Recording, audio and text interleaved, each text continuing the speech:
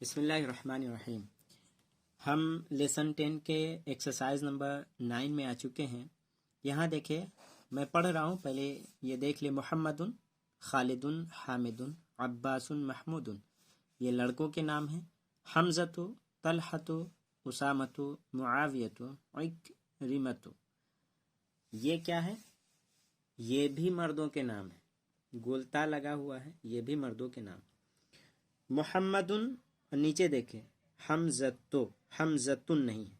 خالد، طلحۃ، حامد، اسامۃ، عباس، معاویۃ، محمود، عکرمۃ۔ فرق کیوں ہے؟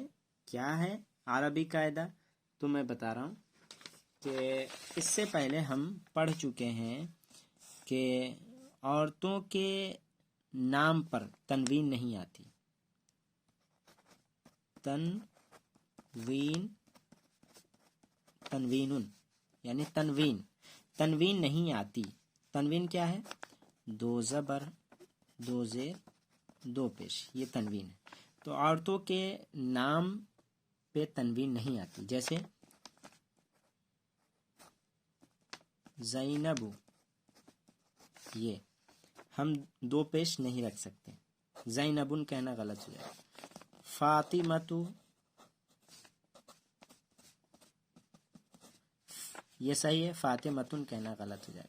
یہ عربی قاعدہ ہے کہ عورتوں کے نام کے آخر میں گولتا ہو یا نہ ہو، صرف نام ہو لڑکیوں کے، عورتوں کے، تو اس پہ تنوین نہیں آتی۔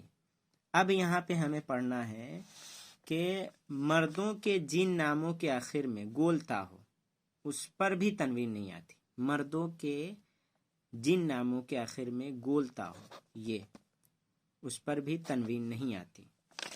یہاں دیکھیں، حمزہ تو یہ لڑکوں کا نام ہے، یہ سارے حمزہ تو، طلحۃ، اسامۃ، معاویۃ، عکرمۃ، یہ پانچوں دیکھ رہے ہیں، گولتا ہے، سب مردوں کے نام ہیں۔ گولتا ہونے کی وجہ سے اس پہ ایک پیش ہے، دو پیش نہیں ہے، بس یہ قاعدہ یاد رکھیں۔ یہاں کیا کہا جا رہا ہے؟ آنے والے اسما کو، ناؤنس کو پڑھو اور اس کے آخر میں وہی دو پیش یا ایک پیش لگانا ہے، آپ کو یہاں دیا جا رہا ہے۔ یہ ہے، ہم پڑھ چکے ہیں کہ مردوں کے جن ناموں کے آخر میں گولتا ہو اس پہ صرف ایک پیش لگائیں گے، ورنہ دو پیش۔ تو خالدن، اس پہ گول تا نہیں ہے، تو کیا ہوگا؟ خالدن، خالد، جیسے دیکھیں،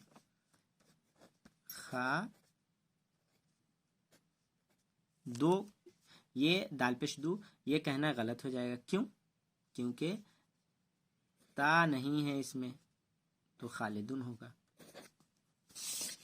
اسی طرح حمزہ تو ہوگا، کیوں؟ کیونکہ گولتا ہے۔ تو کیسے لکھیں گے؟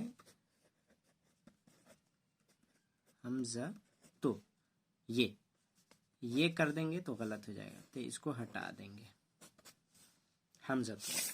اسی طرح عمارن ہوگا، انسن ہوگا کیونکہ گولتا نہیں ہے، معاویت ہوگا کیونکہ گولتا ہے، حامدن، کیوں؟ کیونکہ گولتا نہیں، اسامت کیونکہ تا ہے اس لیے اسامتن نہیں ہوگا، عکرمت، عباسن، محمدن، طلحۃ۔